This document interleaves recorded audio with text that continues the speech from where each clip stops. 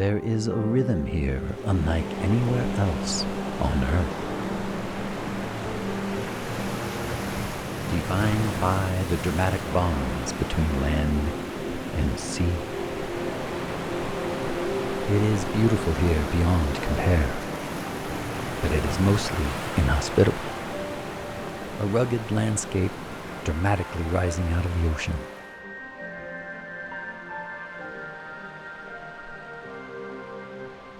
It is a place where the wild things are.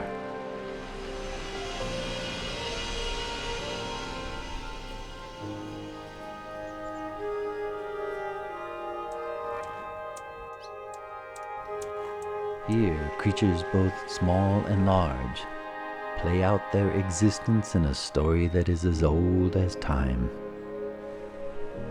There are places on Earth with bigger animals and more abundance, but there are few places that are as wild.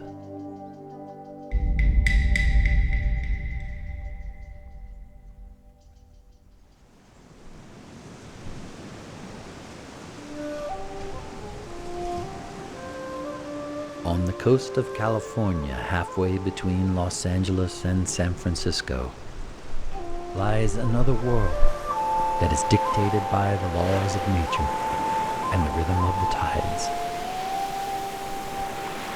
For thousands of years, the rhythm has forged a dance between the land and the sea and the sky.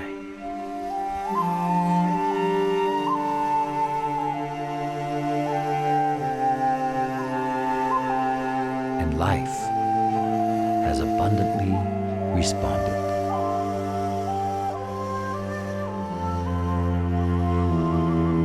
This is a story about life's resilience in a land that we've come to know as Big Sur.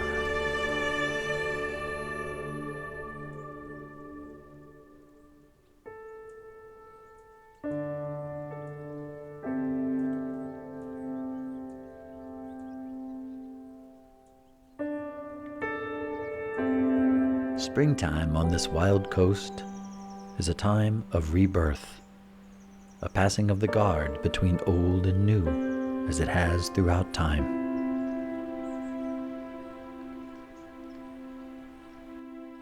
And despite our failed attempts at taming the land, it has been like this, fairly untouched, for the last 10,000 years.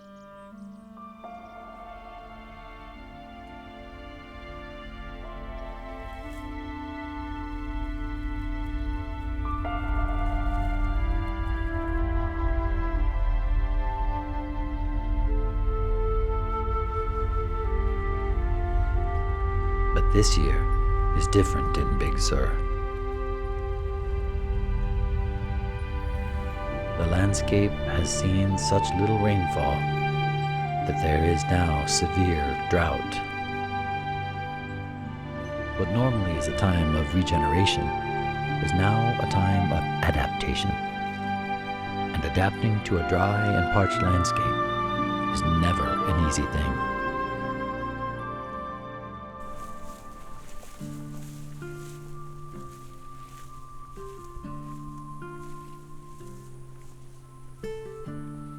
Feynner Arias grew up in the jungles of Costa Rica, where his grandmother taught him the ways of survival. He has now spent the last 30 years in Big Sur, and nobody knows the land better than him.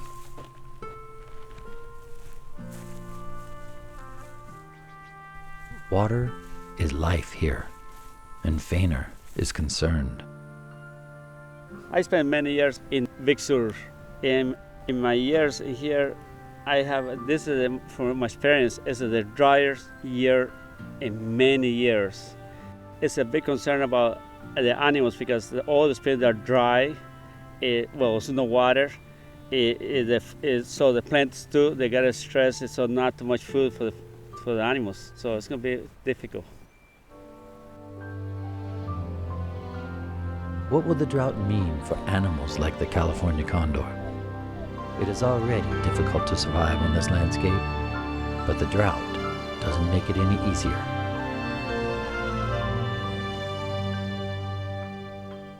And it is here where our story begins.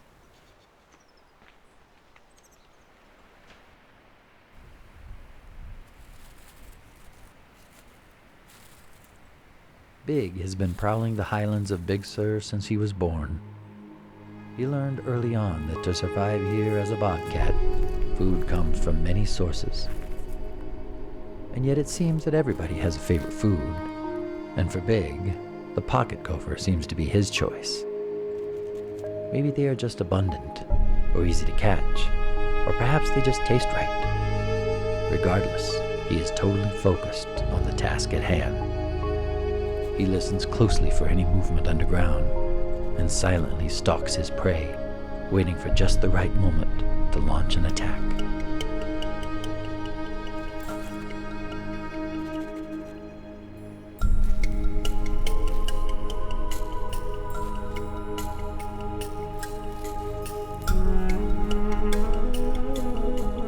The only problem is that he just isn't the most skillful of hunters.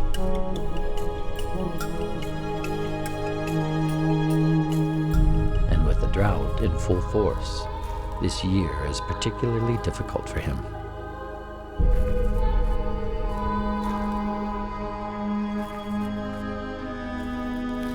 Big Sur is a diverse land that seems to provide a perfect habitat for the little pocket gopher. Yet not everybody enjoys their presence here. When I came to this to Big Sur, I recognized there are gophers everywhere.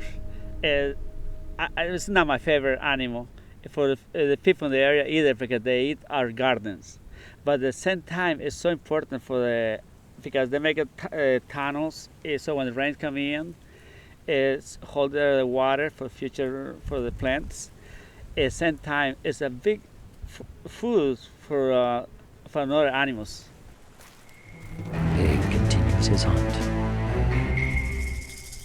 But this time, just across the field, he is joined by a great blue heron. Herons are notoriously skilled at hunting gophers. Still, to capture one, it takes just the right timing.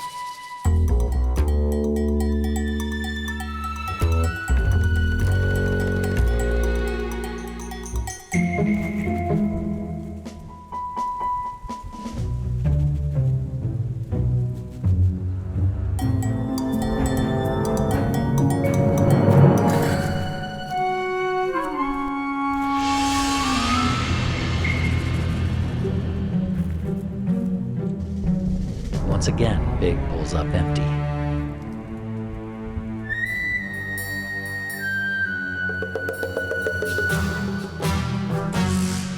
But not the heron.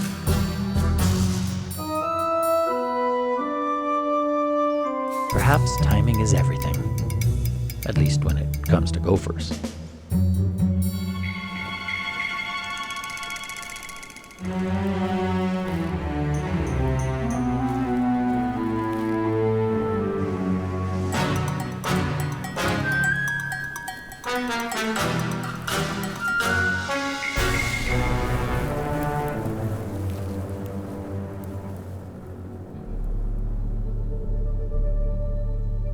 As the sun continues to scorch the already dry landscape, fire remains an ever-present danger.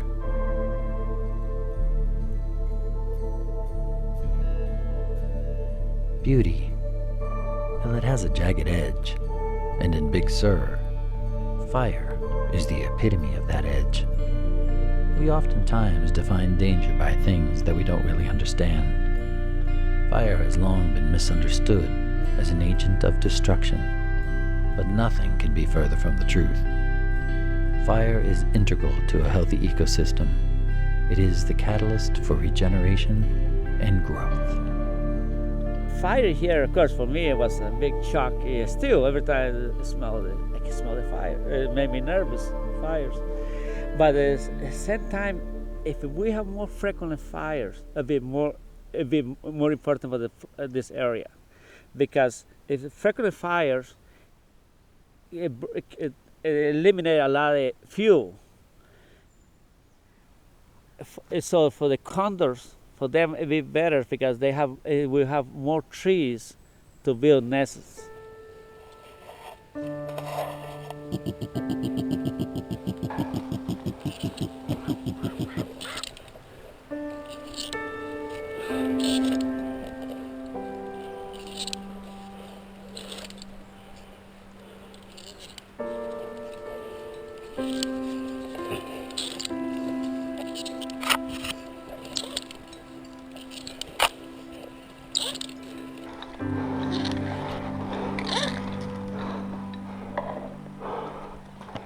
It's kind of a long way up there.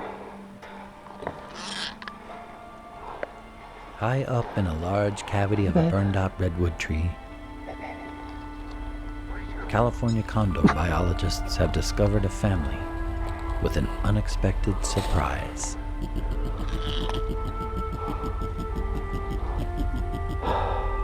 Look in there. A condor chick has hatched early this spring. For the biologists, it is monumental for a wild chick to be hatched, and they will do everything they can to help her survive.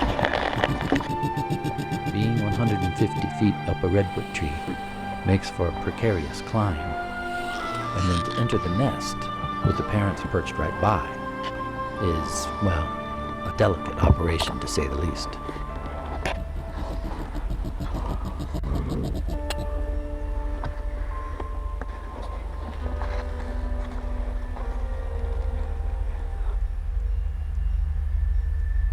The long, slow recovery of the condor has been a test of not only the resilience of nature, but of the determination of the human spirit.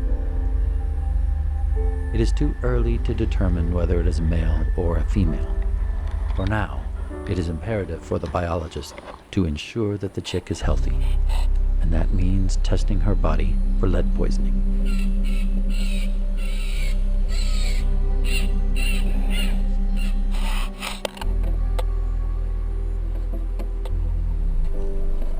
Lead is still a problem after years of effort to ban the use of it in ammunition.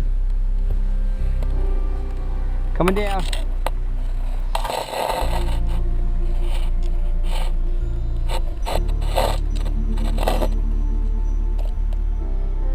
Condors are not a predator. They are foragers, and they eat carrion, often the remains of animals that have been left from hunting. And when hunters use lead bullets, the condors ingest the lead, and it poisons their blood.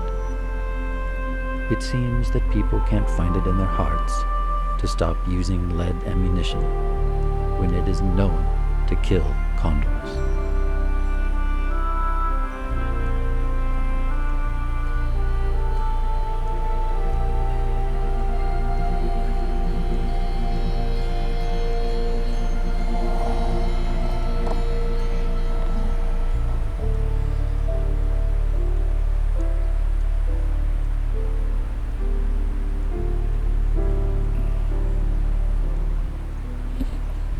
Fortunately for now, the lead levels are okay, and the biologist placed the chick back in the nest.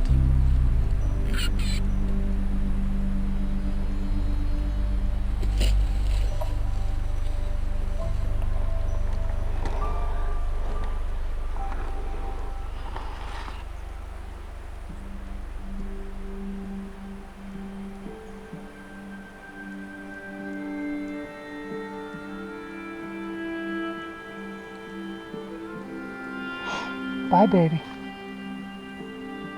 Chicky Poo's fine.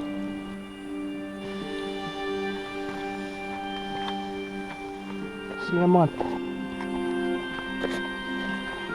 It is particularly difficult to raise a chick in a dynamic environment like this. It requires staying put for an extended period of time.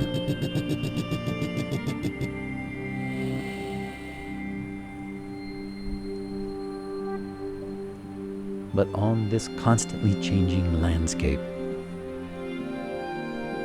moving is imperative to survival.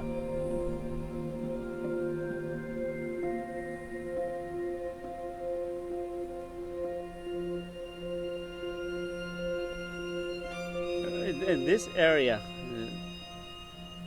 continually, 24 hours a day, the climate, the light, it changes, the wind, the temperatures, it's continually changing. Sure, the plants, animals, everything changes at the same time.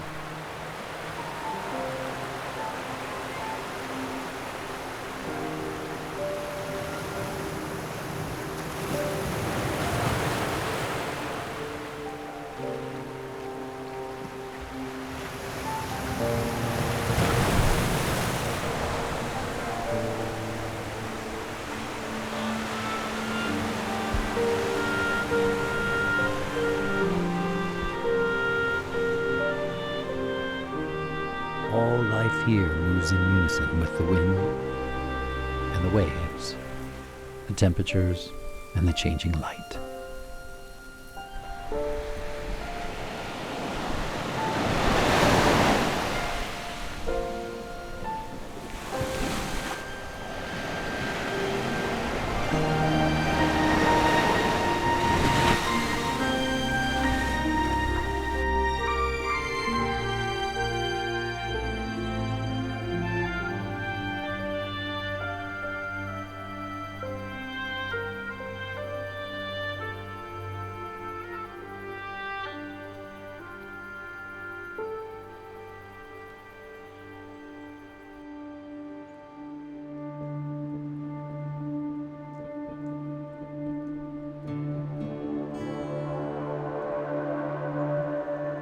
One never knows when the clouds begin to move in, what news they will bring.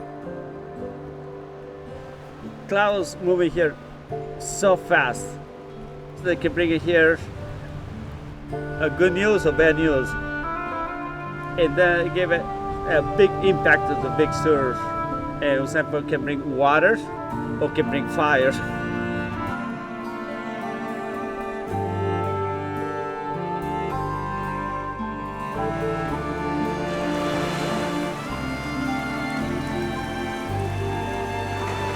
It appears that this time the news is good.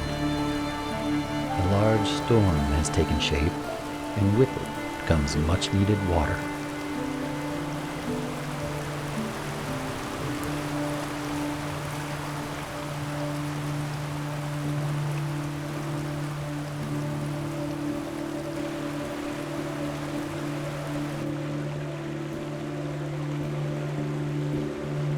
Water is the key to life along this coast.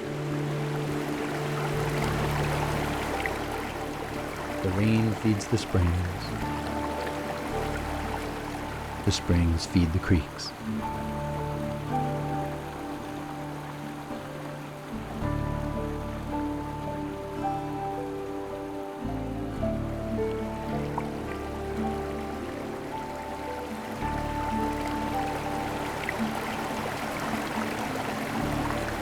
Life migrates to where the water is.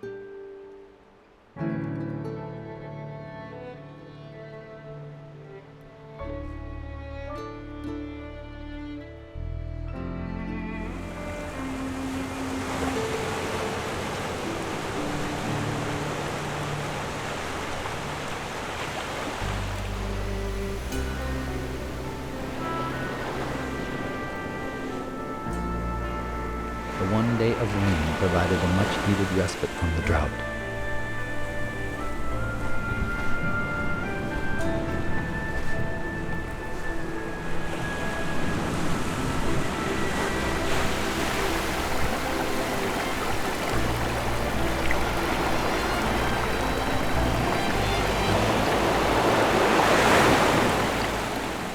But in a place where water is so significant, more is needed.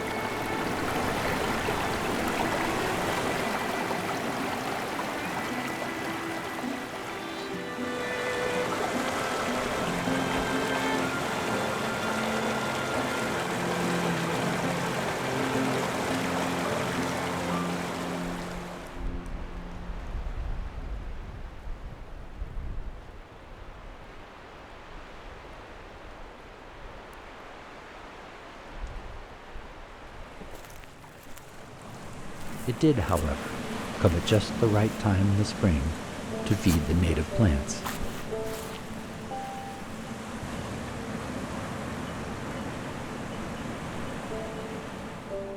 With the grasses being choked out from lack of water, the wildflowers had less competition for sunlight.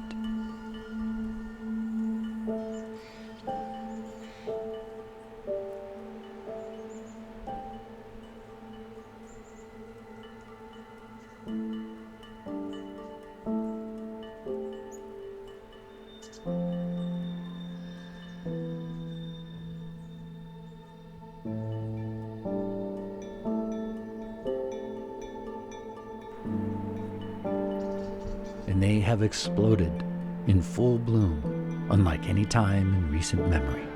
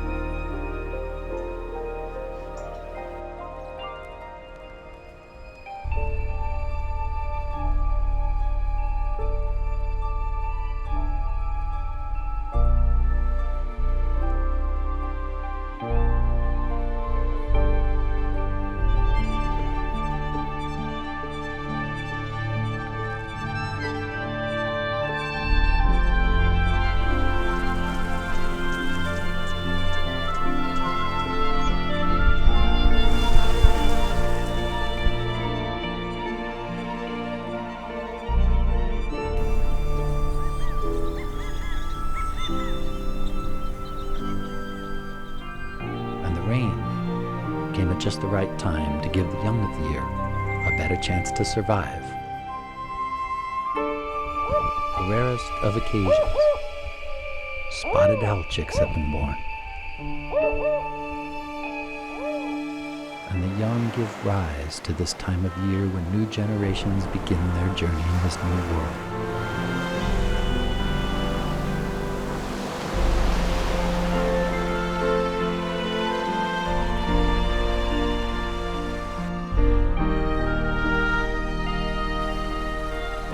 And they will need all the motherly help they can get.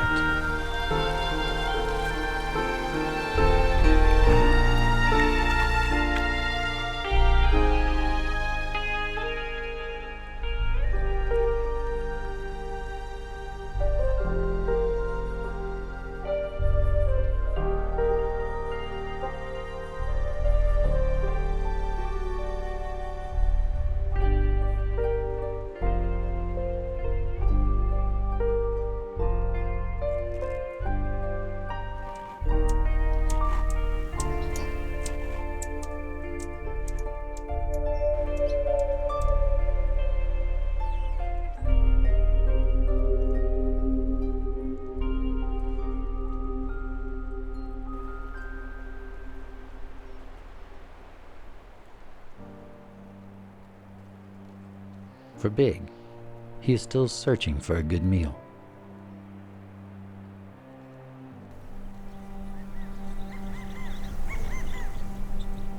The rain didn't provide much for him other than a good drink of water. But that is the way life is. What might be tough for some is bounty for other. After this big rain, it was covered with flowers everywhere, and this give a chance of the hummingbirds commute. They go north, go south, and so this year we have the biggest population of hummingbirds passing through this area. And the hummingbirds is it's a very special animal for community too, because they also help pollinations. There are a few moments in this modern life to reflect on the grandeur and magic of life's existence that surrounds us. For hummingbirds and monarch butterflies, the rain and wildflower bloom has provided an abundance rarely seen, and a chance for these pollinators to flourish.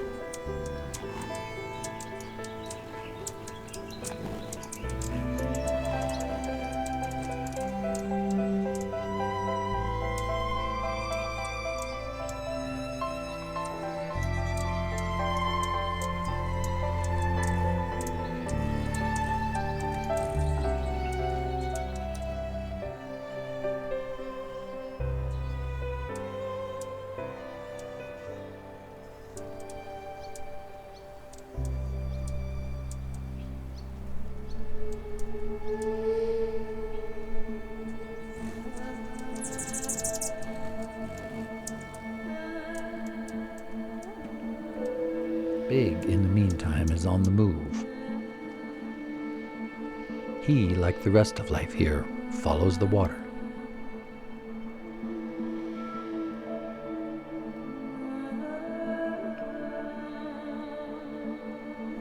With food so scarce in the highlands, he has made his way down to the beach.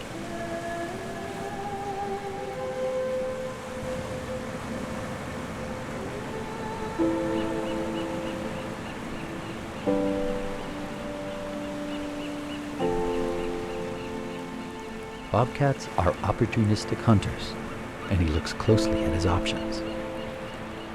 Gulls are quite common on the coast. Could it be that they could provide a meal for Big? For now, he must try and find a way to get closer to the gulls.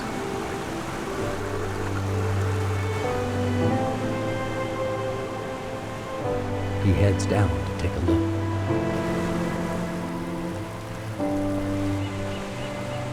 But something is in the air.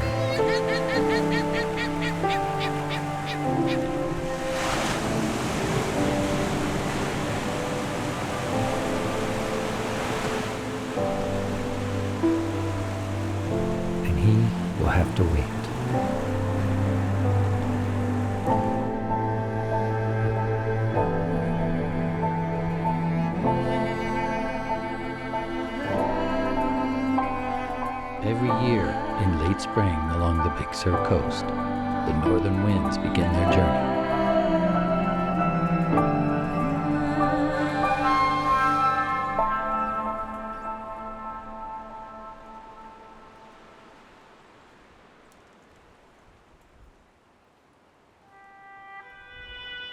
This is one of the 5 areas in the world where major upwelling happens. The northern winds blow across the water, displacing the warm surface water, and allowing the cold, rich, nutrient-filled water from the deep submarine canyons offshore to rise to the surface.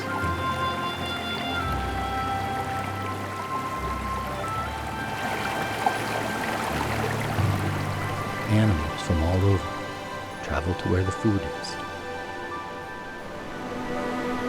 And a great migration of life begins.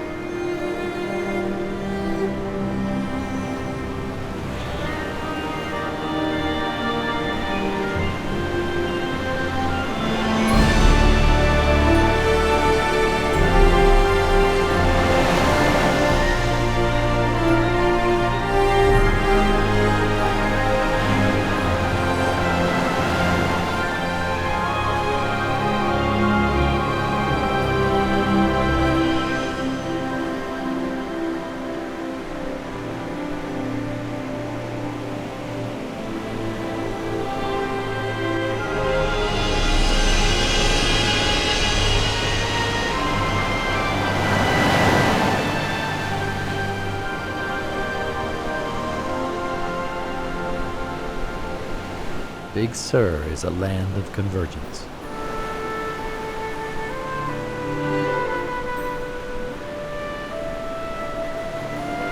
And in the murky waters just offshore, the mammals and birds and fish all come together to search for food. It isn't easy. There's very little visibility in these waters. And yet, what cannot be seen below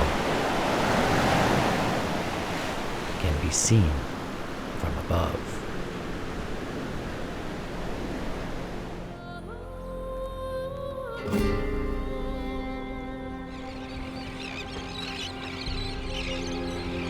The gulls have taken off to join the pelicans.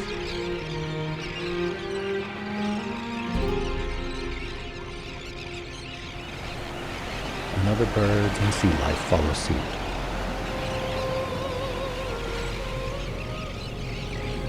They all have taken off to join the sooty shearwaters.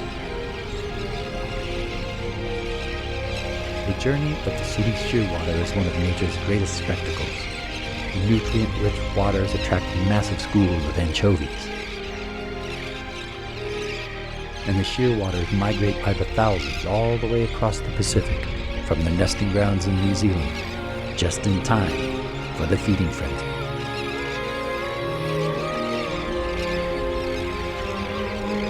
It was Alfred Hitchcock who immortalized the sooty shearwater in his film The Birds. Many years ago, during the shearwater migration, a weather event knocked the shearwaters off course, and thousands of them ended up wreaking havoc on the California town of Capitola. The story was legendary.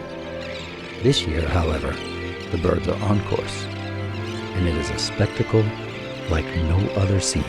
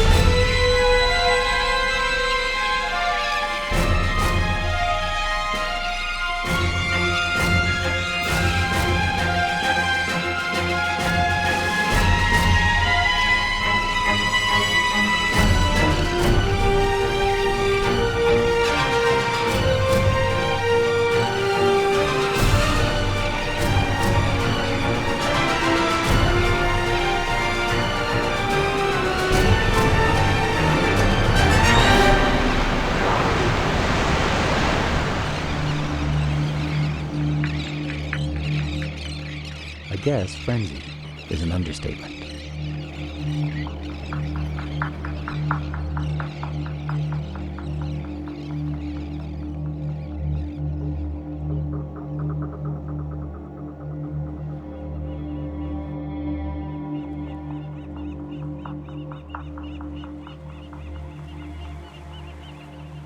As life calms down, the gulls return to shore.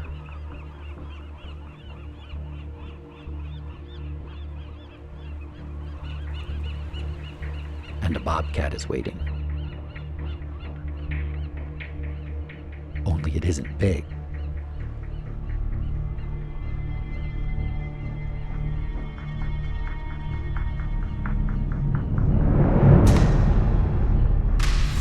This is One-Eye.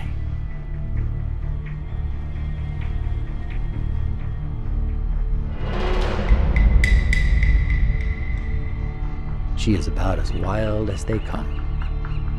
As far as anybody can tell, she lost her eye when she was young, most likely on the sharp end of a gull's beak. But that hasn't stopped her.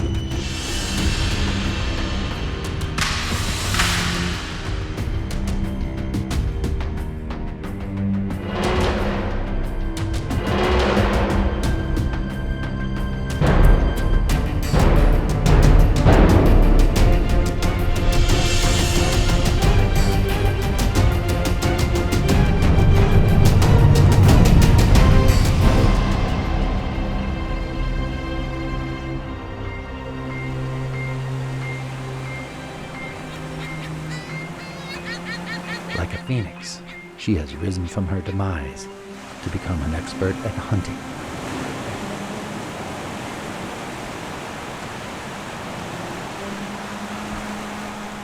She carries the gull back to her lair.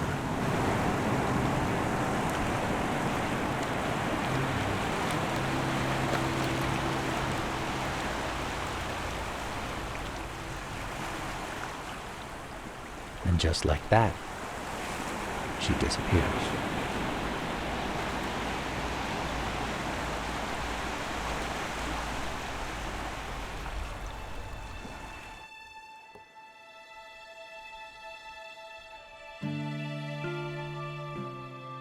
The upwelling brings another key element of life here on the Big Sur coast: fog.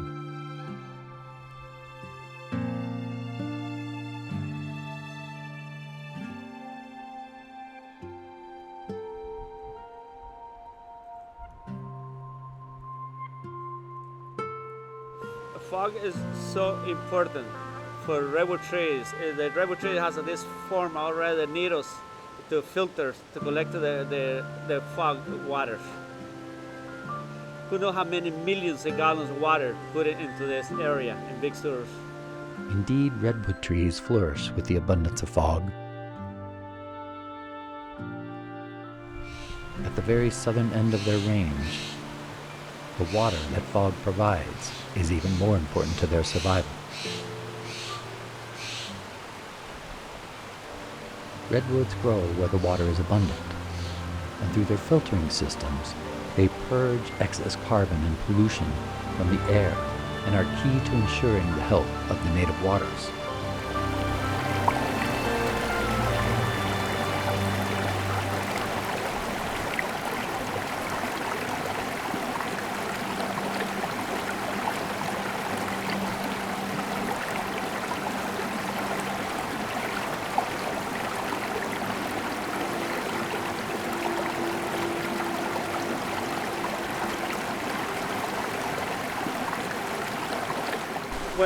When you see this river with this population of fish it means the water is very healthy. The life concentrated in the water source for thousands of years from humans, the native people. Every time you find a little archaeological site, you find water. So it's very important for this area.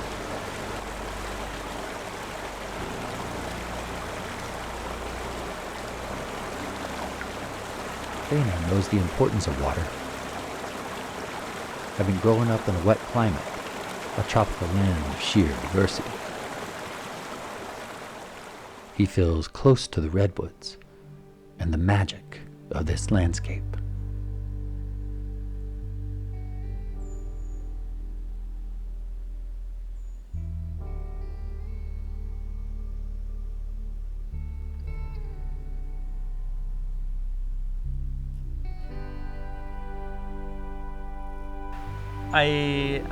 From my point of view, this is heavens. This is heavens. Because I better listen to the trees and animals. So I build my own, my own religion. This is this one. I feel when I'm here, I feel comfortable. I feel happy here. Yeah, I'm a lucky man. I'm not allowed to complain. But when I look back where I come from to now, I'm the lucky man. And then when I walk in here, I feel it's home. It's heaven.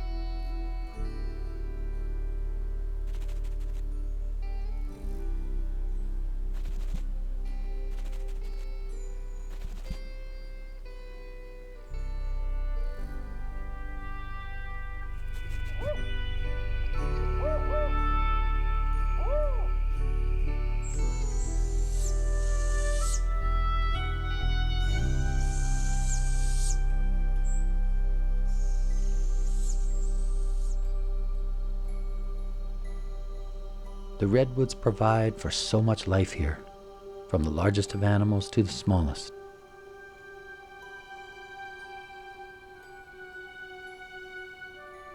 The young of the year are growing, and the cycle of life continues.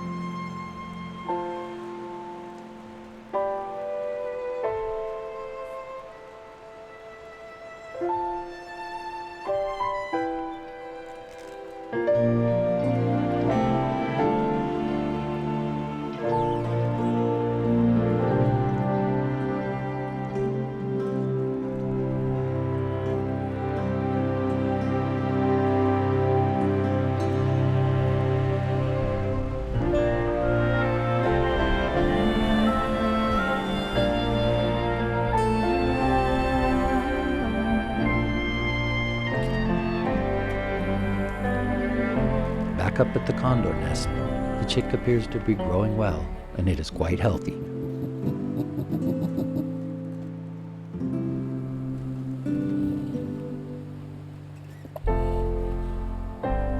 As the parents stand by, the biologist inspects the chick.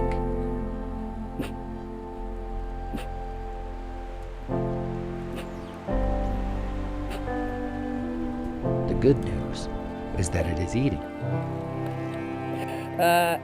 This thing has a massive crop. It's gigantic. The bad news? Well, it's that it ate more than its share. And the biologists have to make a decision not to move it. Yeah, that's massive, dude.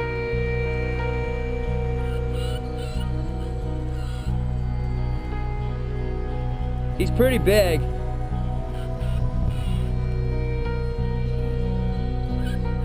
Yeah, he's a nice big 60-day-old.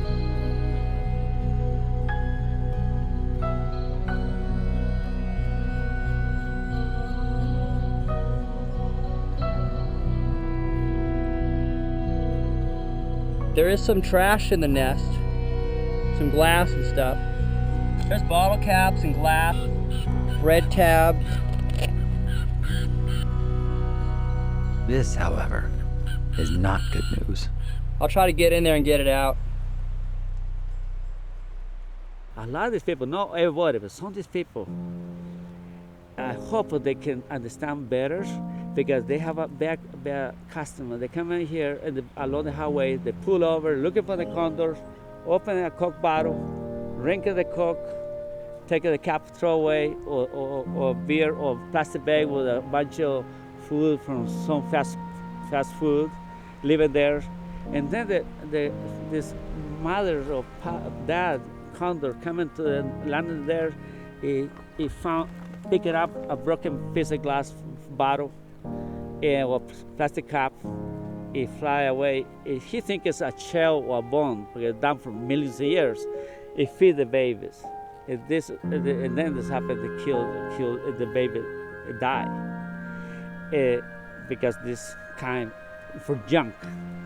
I hope the people have a more concern not to throw so much garbage along the highway or anywhere. But if you carry 10 pounds of food, you might not carry the 3 pounds of garbage back.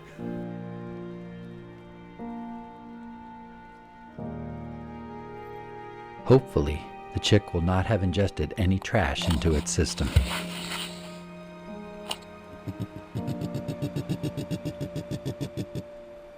But they will have to wait until the next visit, when it is more safe to handle.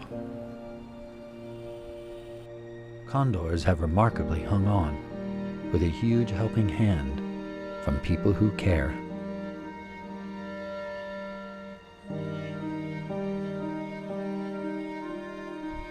It's been a really hard road for them. Today their numbers have grown, and there is hope that someday they will be able to survive without the help of humans. That is, if we can care just a little bit more.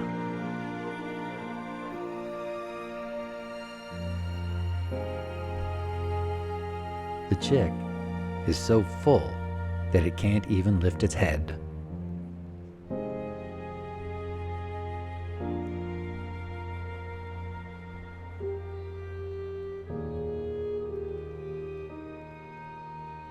What a gift to have this majestic animal flying in the skies again over this land.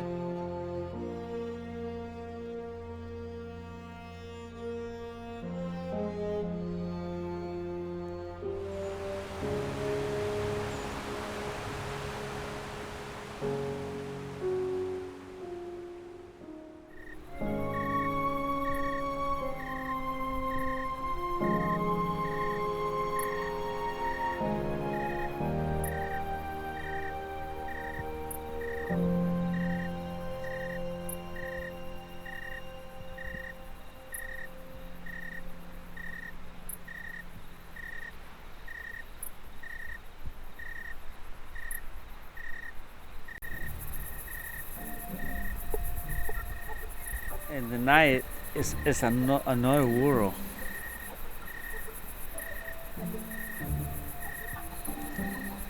As the opposite of the day. Because, for example, like you can see the scorpions, they only come in the night to hunt. Seeing a scorpion under the black light has Feynner excited. This is his element, where he feels most at home.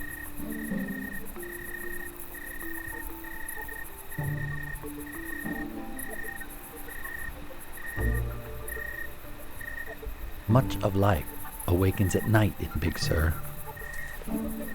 Animals all over begin their nightly routine on the prowl.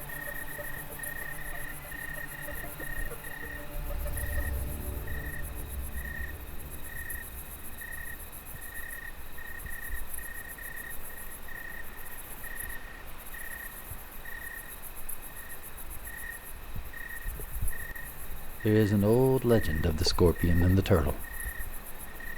A scorpion was wondering how to get to the other side of the river. He saw a turtle, and he asked him to take him on his back across the river. The turtle said, "No. If I do that, you will sting me, and I'll drown." The scorpion assured him, "If I do that, we'll both drown." The turtle shrugged and thought about it and finally agreed. So the scorpion climbed up on his back and the turtle began to swim. But halfway across the river, the scorpion stung him on the neck. As the poison took effect, the turtle turned to the scorpion and said, "Why did you do that? Now you'll drown too." "I couldn't help it," said the scorpion. "It's my nature." One of the things that Feynner has learned over the years is that in order for him to connect to animals, he must accept nature for what it is. Oh, I like it to sleep in the night outside in the forest because the way you learn about animal behaves. One night I was sleeping up on the hill. Maybe one morning I wake up. Maybe 10 feet from me, I was a mountain rock, and so I wake up and smell this mountain rocks, and there. Finally, I took a flashlight. I saw the big marks, and there's the mountain lion came visit me.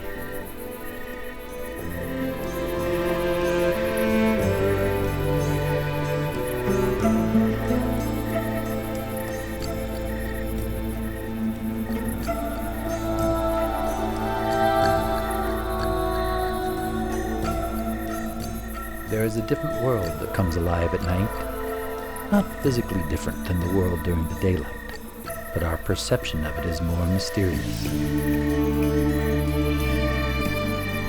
What may seem like figures lurking in the shadows are just animals going about their daily lives.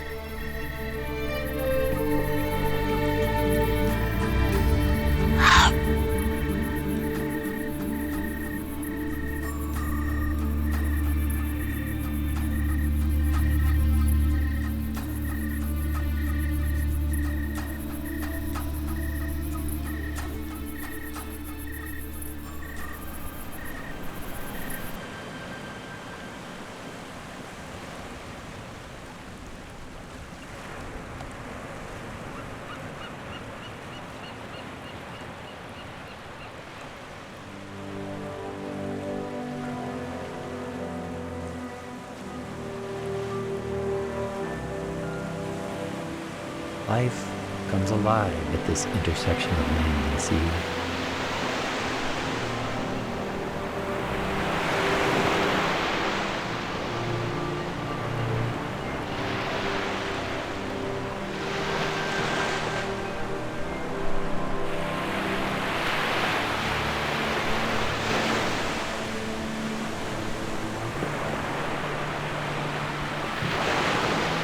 Flowing, clean, mountain fresh water meets the salt water and attracts a multitude of life here.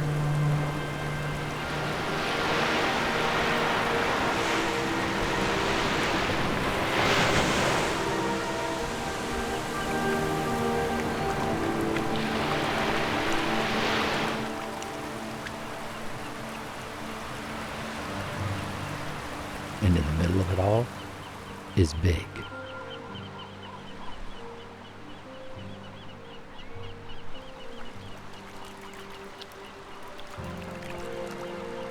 He has been observing the habits of the birds here and is ready to try his luck at hunting again.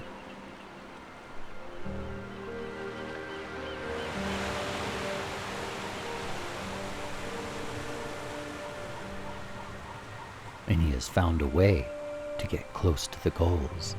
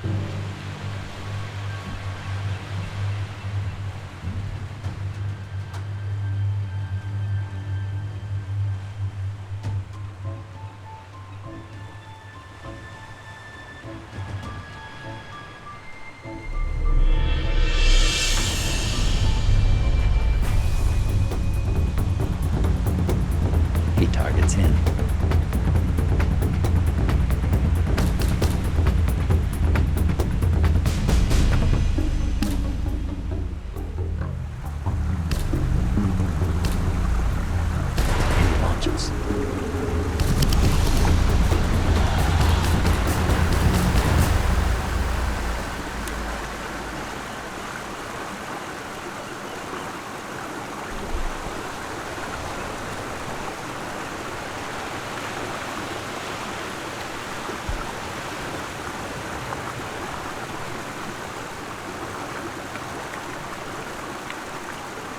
Stunned that he missed, he retreats into the brush.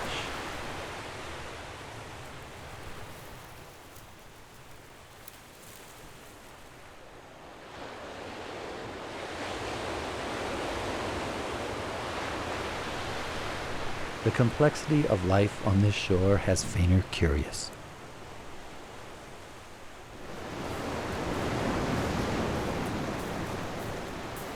Why do the gulls come here in the first place?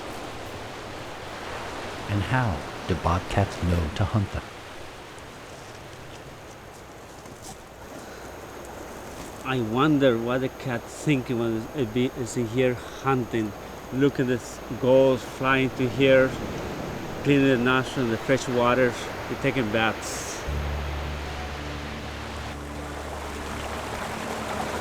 The fresh mountain water provides a place for the gulls to not only clean their feathers, but to wash away the salt that has impacted in their nostrils from the ocean water.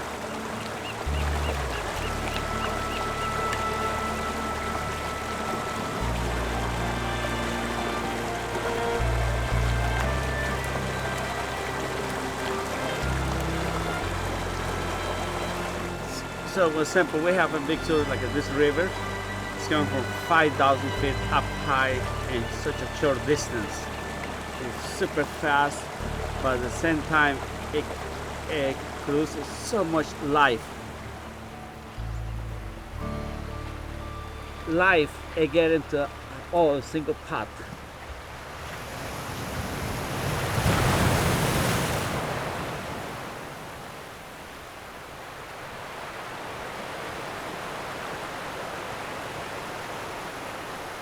Big Sur is truly a melting pot of life.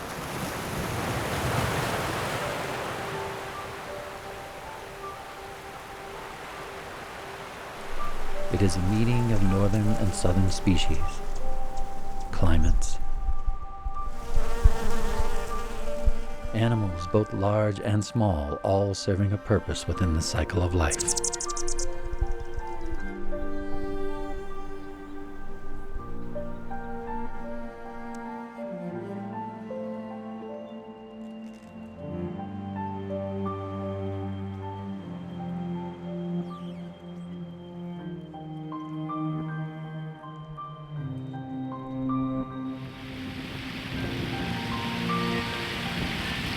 That goes for gulls. One eye is at it again.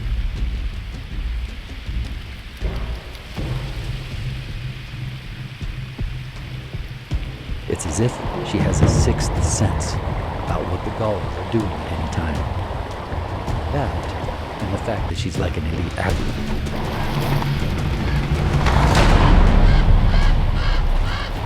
She makes her kill. And once again carries it off.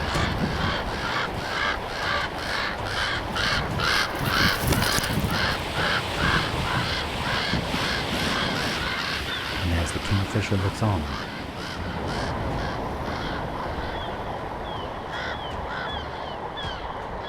she disappears with it into the brush. Kill after kill, she disappears in the same spot. But where does she take the gull? Feynner might have some answers. So you can see here the bobcats. They walk up there. Another one went back again. So this bobcat went this way.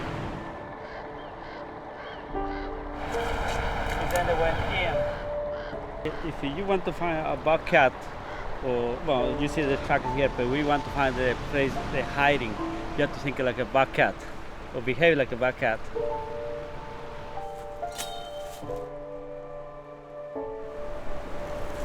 I can see where the bobcat went will go this way. Right there.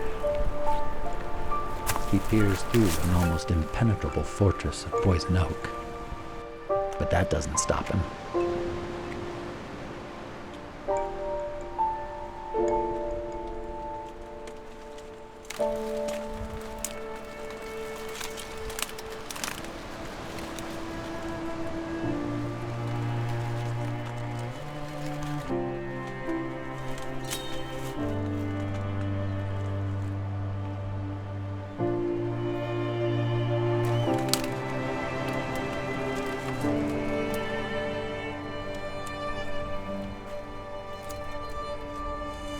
So you can see where the cat dragged the goal, and then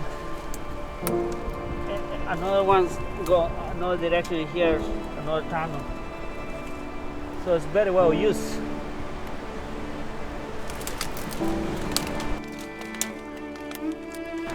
Well, poison oak is a plant keeping the people from Big Sur away. But it has a rich, very rich oil, and you can see the China oil shining. This oil, when it touches your skin, it start itching. It make people blister. Some people have to go to the hospital. But I lucky. I don't get it. Oh, my blood spot is bushwalking with my cutting machete with stem branches. So this is the sap, because when you cut a poison oak, you see it as a little black, black sap, right? And this sap, when it touches your skin, I don't like it touch my skin because it make blister. It feel like a body acid. It's painful. It don't itch, but it's painful. Your skin come off.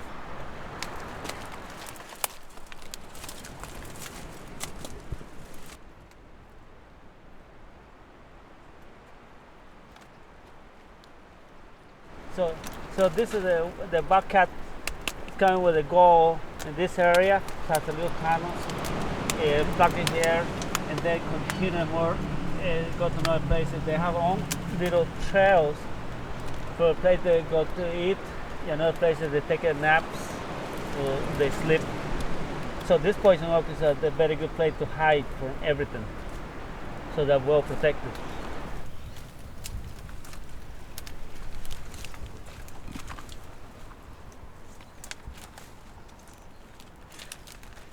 So when I came here, well, I came for different vegetation up in the rainforest in the tropics. It's so dense of vegetation, it's so hard to walk it through. When I came this area, I was thinking to myself, oh, this is a desert. And then when I started walking through cyanotes, willow forest, and a poison oak, it's not too much different. The only difference is the plants, but the rest is the same.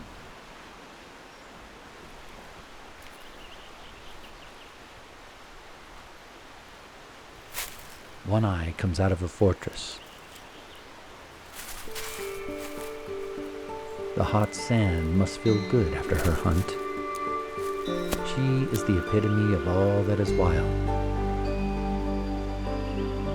And Big Sur has many things that keep it wild. You can walk here and you can die thirsty right away, because if you live in the area, well, you can recognize where you can find water a little bit easier than other people. But they keep it wild here. The steep terrains, cyanotes, such a sharp bush, hard to walk it through. Chemise, they go all the great colors, all chemise, plus poison oak. So keep the place wild. But for humans, it's not an easy place to survive.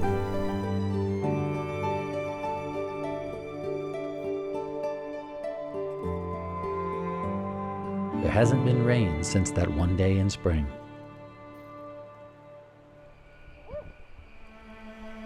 But the young of the year seem to be growing well.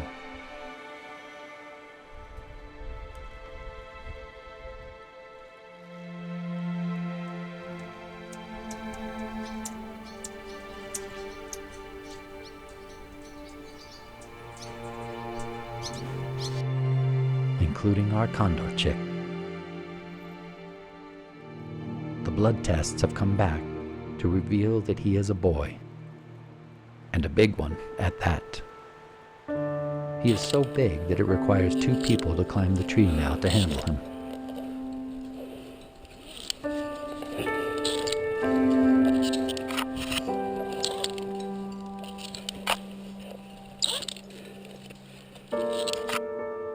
To make it this far along is a huge success. His parents are mates for life, and after 5 attempts over the years at having a chick, it appears that they have finally done well.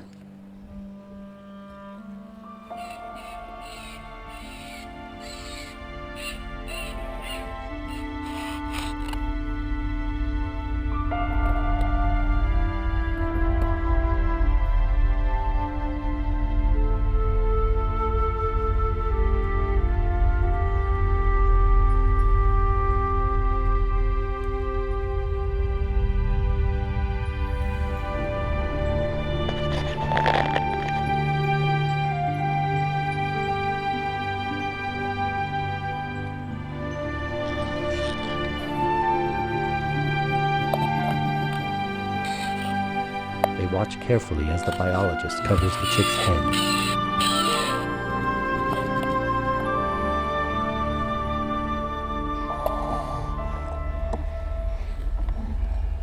And they put him in a large container and lower him down to be tested and inoculated against West Nile virus.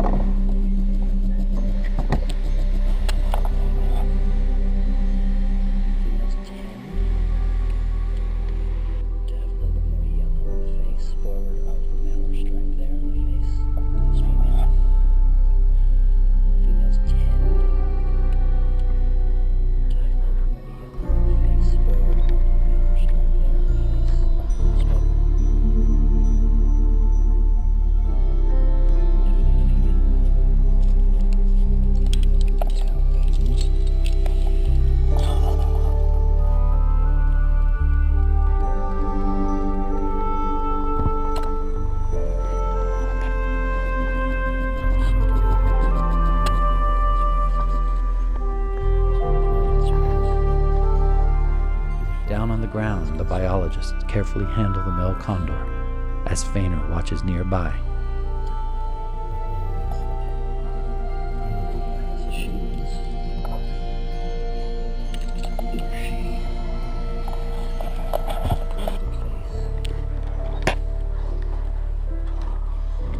And the parents wait patiently above.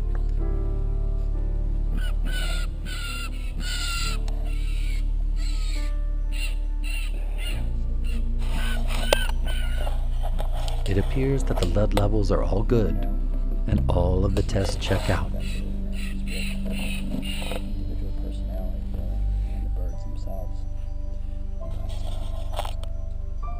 definitely know who the more defensive one is. It's 208, the female.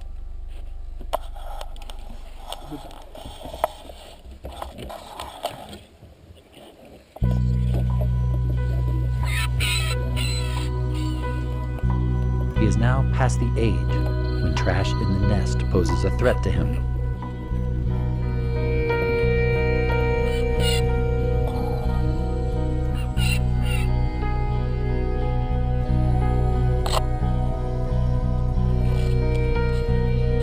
This male condor chick might well be on his way to a long life.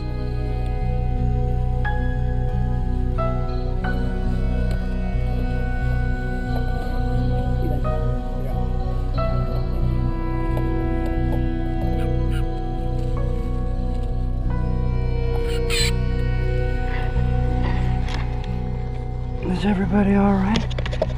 Is everybody okay? Hey, it's okay, Mama. We're all right. We're out of here. This is the last one. The last hurrah. Gonna be out of your hair for good. After this visit, he is now on his own.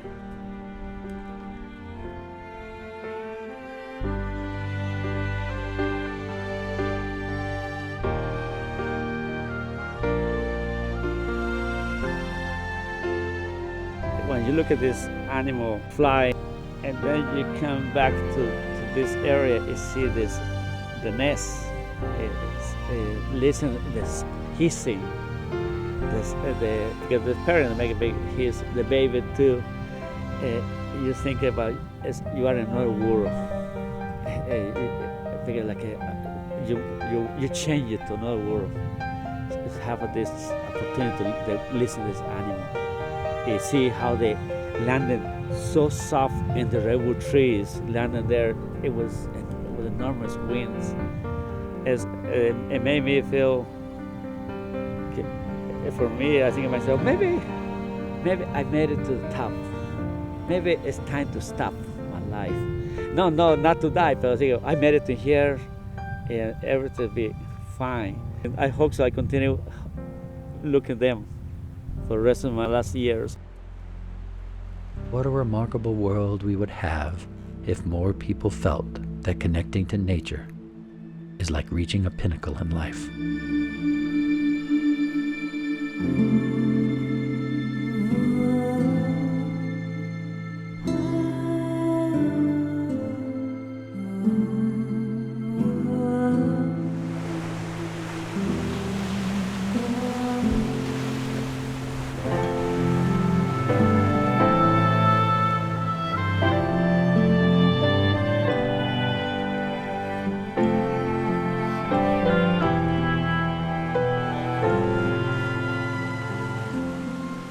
Big Sur is one of those remarkable places on this planet where the dance of life just seems to be in perfect unison.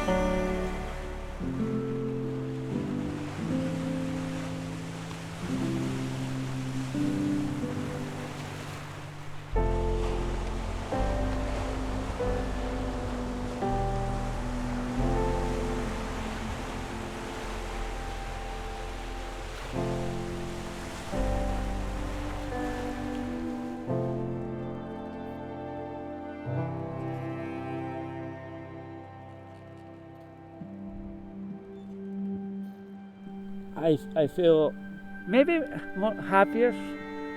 Yeah, I not get not too much grumpy today, because of course I'm such a lucky man, number one.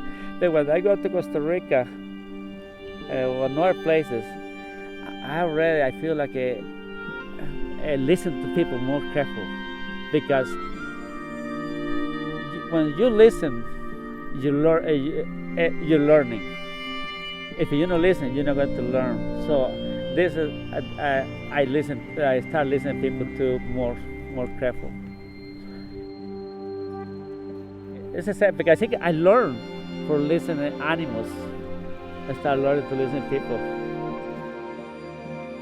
What can we learn from the wild that can further our knowledge of ourselves? What wisdom can we gain from the animals?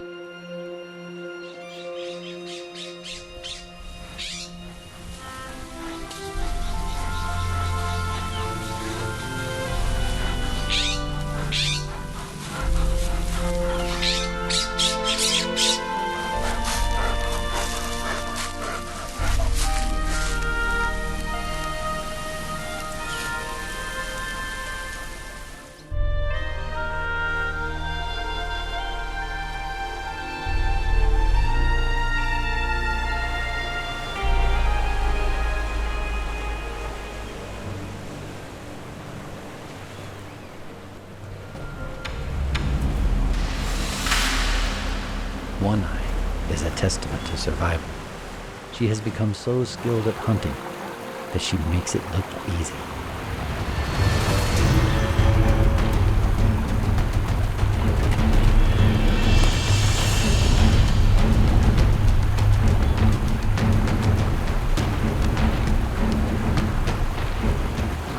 But apparently, one bird isn't enough for her.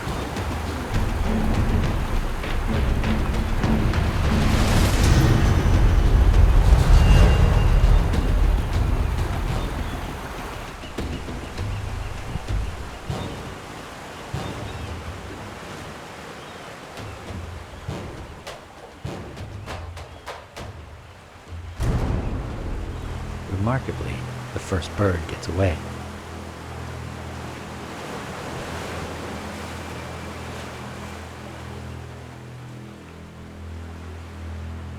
And she takes the other into her fortress. Inside is a remarkable look at her kitchen, a massive bed of bird feathers from her past kills. She takes the gull deep into her lair.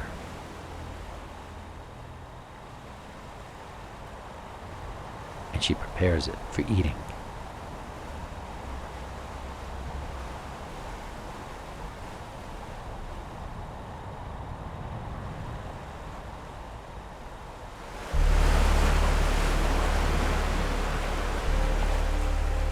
It is truly one of the greatest meetings of land and sea on Earth.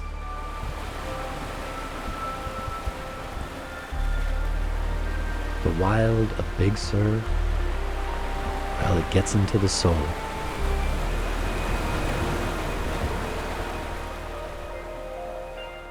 I live in here in this area for so many years. If someday I can't come in here anymore, I think my body be empty, like no soul.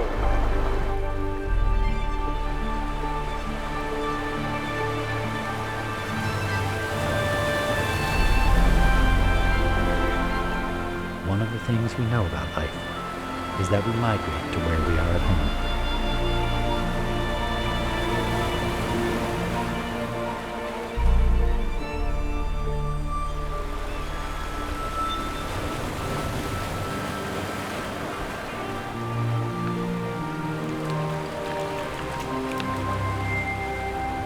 One-Eye's home has been this fortress of poison oak, where she has forged a life against all odds for a one-eyed bobcat.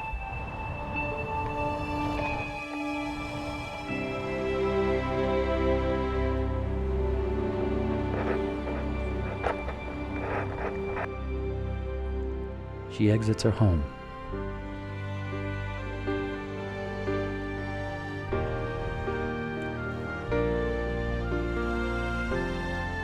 And carries on down the trail. That was the last time that anybody ever saw One-Eye. The wild has mysterious ways. The truth is, her home is in the wild, and she is fully able to survive wherever she goes. Feynner's home, well, it's in the wild too. Deep inside, it is where his heart lies, and his truth is to remain connected to it.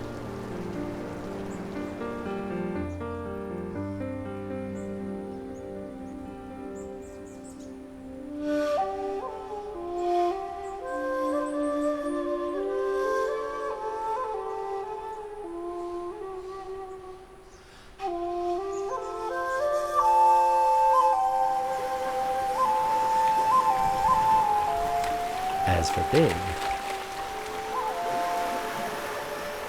well, let's just say he finally got his goal.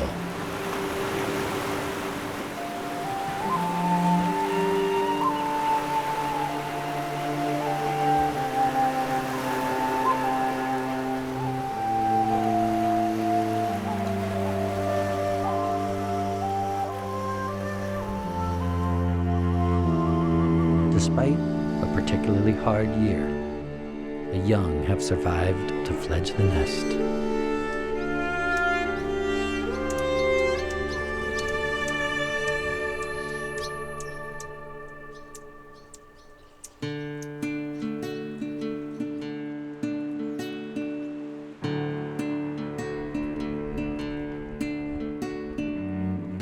As the mother condor takes off, the male chick has grown to fledge the nest and prepares for his first flight.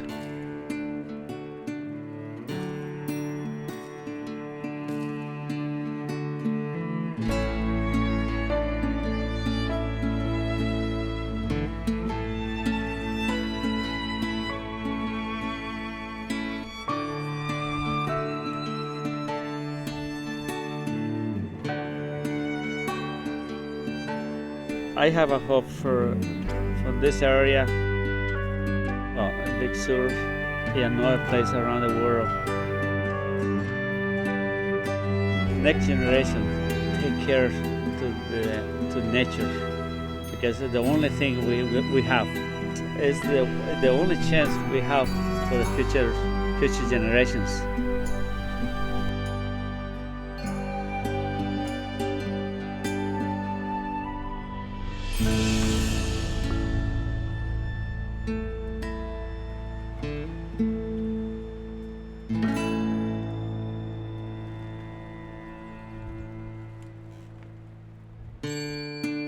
Indeed, it is a wild life.